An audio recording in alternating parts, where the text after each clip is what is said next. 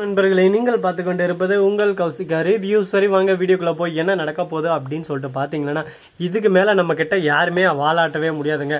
நாம தான் இனிமேங்க எல்லாம் அப்படின்ற மாதிரி ஒரு பக்கம் கச்சிதமாக நம்ம வேலையை ஆரம்பிச்சிட்டோங்க. அது மட்டும் இல்லாமல் நம்ம விஜய் இருக்கார்ல, அவர் வந்து தரமாக நிறைய விஷயங்கள் எல்லாம் செஞ்சுட்டு இருக்காரு. முக்கியமான விஷயம் என்னன்னு சொல்லிட்டு பார்த்தீங்கன்னா, நம்ம விஜய் போயிட்டு வெண்பா குட்டி இருக்காங்களா, அவங்க கிட்ட மல்லியம்மாவை கூட்டினது என்னோட பொறுப்பு, மல்லியம்மா இங்கே வந்தே தீர்வா, மல்லியம்மா இல்லாமல் நான் வீட்டுக்கே வரமாட்டேன் அப்படின்னு சொல்லிட்டு சொல்கிறாங்க. அப்பா எப்படியாவது மல்லியம்மாவை கூட்டிகிட்டு வந்துருங்க, மல்லியம்மா எங்கே எப்படி தவிச்சிட்டு இருப்பாங்கன்னு சொல்லிட்டு தெரியல, மல்லியம்மாவுக்கு ஏதாவது பிரச்சனைகள் வர்றதுக்கு முன்னாடி அவங்கள வீட்டுக்கு அழைச்சிட்டு வந்துருங்க அப்படின்னு சொல்லிட்டு நம்ம வெண்பா சொல்கிறாங்க. இதை கேட்டதான் நம்ம விஜய் இருந்துன்னு, சரிம்மா நீ சொல்லிட்டல நான் பார்த்துக்கிறேன், வெண்பா நீ எதுக்கும் கவலைப்படாமல் நல்லா படித்து ஸ்கூலுக்கு போ, நான் மற்றதெல்லாம் நான் பார்த்துக்கிறேன், இன்னும் 2 நாளைக்குள்ளே உனக்கு மல்லியம்மாவை கூட்டிகிட்டு வந்து உங்ககிட்ட விட்டுருவேன் அப்படின்னு சொல்லிட்டு வாக்குறுதி கொடுக்குறாங்க. அதே சமயத்தில் நம்ம அன்னபூர்ணி இருந்துன்னு, மாப்பிள்ளை என்ன பண்ண போகிறீங்க ஏது பண்ண போகிறீங்க அப்படின்னு சொல்லிட்டு கேட்டுன்னு இருக்காங்க. இது நீங்கள் எதுக்கும் ஒரே பண்ணிக்காதீங்க, மல்லி எங்கே இருக்கான்னு சொல்லிட்டு எனக்கு தெரியும், ஆல்ரெடி நான் பேசிட்டு வந்துட்டேன், மல்லி மனசு மாறுவான்னு சொல்லிட்டு நான் கண்டிப்பாக நினைக்கிறேன். அது மட்டும் இல்லாமல் மல்லி எங்கே போகிறது என்ன பண்ணுறதுன்னு சொல்லிட்டு தெரியாமல் ஒரு அனாத ஆசிரமத்தில் போய் தங்கிட்டு இருக்காங்க. இப்போ நான் போய் எப்படியாவது அங்கே பேச்சு அவங்கள அழைச்சிக்கிட்டு வந்துடுறேன் அப்படின்னு சொல்லிட்டு நம்ம விஜய் வாக்குறுதி கொடுக்குறாங்க.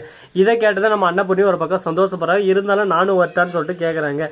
ஆனால் நம்ம விஜய் வந்து இல்லை வேணாம், நீங்கள் வந்து அங்கே கஷ்டப்படுவேன், அது மட்டும் இல்லாமல் உங்களை பார்த்து மல்லியும் கஷ்டப்படுவா, என்னடா இது நம்ம அத்தை முன்னாடி இந்த அளவுக்கு ஒரு பக்கம் இதாயிட்டம்லே, அவங்க மனசு எந்த அளவுக்கு நொந்து போயிருக்கோம் அப்படின்னு சொல்லிட்டு கஷ்டப்படுவா, அதனால் நீங்கள் வர வேணாம், நீங்கள் வெண்பாவை பார்த்துக்கோங்க, மற்றதெல்லாம் நான் பார்த்துறேன் அப்படின்னு சொல்லிட்டு சொல்லிடுறாங்க ஒரே வார்த்தையில். சரி ஓகே, நடந்ததெல்லாம் நடந்துச்சு, இதுக்கப்புறம் எந்த ஒரு பிரச்சனையும் வரக்கூடாது, எந்த ஒரு அசம்பாவிதமும் வரக்கூடாது, அடுத்தடுத்து என்ன பண்ணணும் ஏது பண்ணணும் அப்படின்னு சொல்லிட்டு நம்ம யோசிச்சு அதை பண்ணி போயிட்டே இருக்கணும். அப்போ தான் நம்ம ஜெயிக்க முடியும். அதை விட்டுட்டு ஐயோ இப்படி நடந்துச்சு ஐயோ அப்படி நடந்துச்சுன்னு சொல்லிட்டு ஃபீல் பண்ணுறதுனால ஒன்றுமே நடக்க போகிறது இல்லைங்க.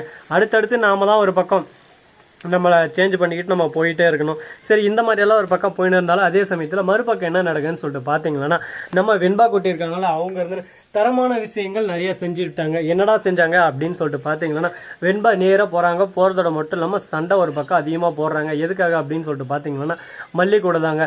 மல்லி கரெக்டாக வெண்பா ஸ்கூலுக்கு முன்னாடி வெண்பா பார்க்க வந்திருக்காங்க. அந்த சமயத்தில் வெண்பா பார்த்துட்றாங்க. என்ன உங்களுக்கு வேணான்னு சொல்லிட்டு போயிட்டீங்களா, அப்போ எதுக்கு வந்தீங்க, நான் இனிமேல் என்னை பார்க்க வராதிங்க, நான் யாருன்னு உங்களுக்கு என்னென்னு தெரியும் மாதிரி காட்டிக்காதீங்க, நீங்கள் எனக்கு அம்மாவே இல்லை அப்படி இப்படின்னு சொல்லிட்டு திட்ட ஆரம்பிச்சேன்.